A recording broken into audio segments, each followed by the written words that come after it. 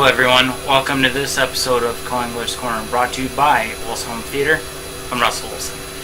Today on the show I want to talk about a couple things. Actually, both things are pretty much related to BFL. Kind of my last one here back in September. Kind of let you know what I did, how I did, and show you something that made a little investment in that is going to definitely help me on some of these rougher waters. So this thing start off with BFL.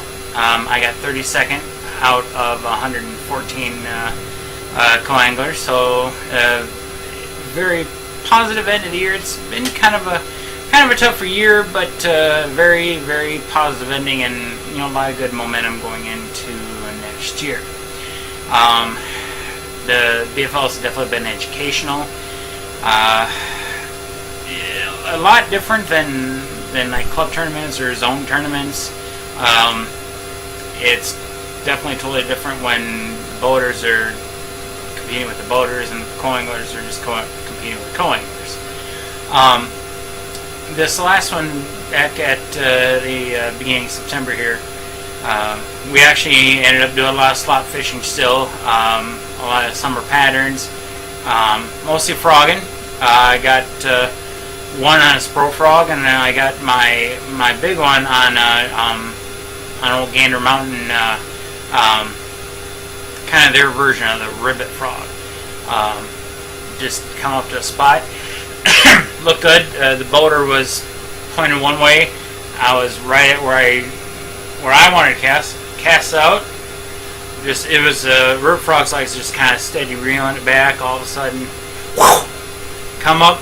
Had a lot of weeds to fight them through, but I had some good braid on, reeled them back and got them to the boat. It had to be about a 3-pounder because I had 2 fish for 413, and that the first one I caught was just over the 14 line, so that was pretty good fish. Pretty good fish. The thing is, after I caught that second one, the boater kind of turned the boat really where I couldn't cast back there, but he didn't get anything else. He missed another spot. I threw back at it, and I set the hook. I set the hook probably a little bit too quick, and ended up missing him. That fish probably would have gotten me into Sunday, but like I said, overall I can't complain. It's a good learning experience. Next year I intend to fish a full schedule.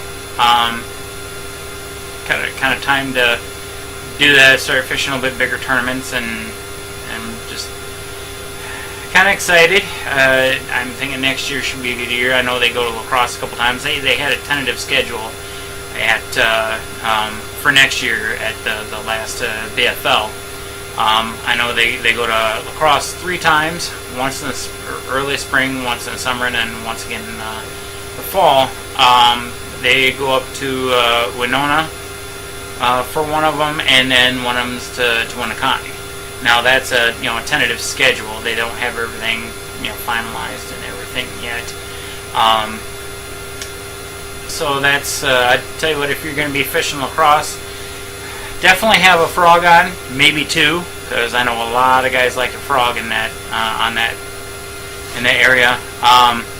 This time, the first one, my board locked up to pool 8. This time, locked up to pool 7. This time, my board locked down to pool 9. He caught his limit. He didn't make the cut either. I think he had like 10 pounds or something. I'd have to look it up again. But we definitely caught fish, and I did miss one at the beginning of the day. Who knows if it would have been a keeper or not. Of course, we got a few northerns. It ended up being a warmer day, but in the morning it started off a little brisk. Needed a sweatshirt.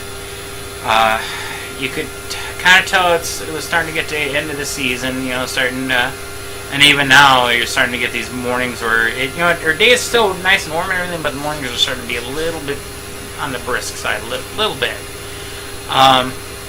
So yeah, I'm kind of excited for next year.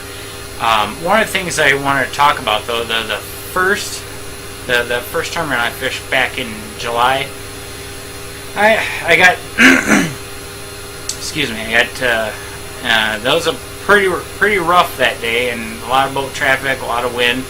So we were getting a lot of air. We're in a little bit beat up. Now the next thing we're going to talk about here is probably more for the guys, obviously, but landed on a sensitive area that kind of hurts a little bit when you hit it, and I got a pretty good jolt probably about half a dozen times that first time. So I bought this is probably the most expensive pair of underwear I've ever bought. It was like $25, but I'll tell you what, great investment. A pair of compression shorts. Here's one of the pairs I have. Now disclosure, I'm not sponsored by Hook. I'd love to be. You know, I like a lot of their stuff, but these are Hook compression shorts.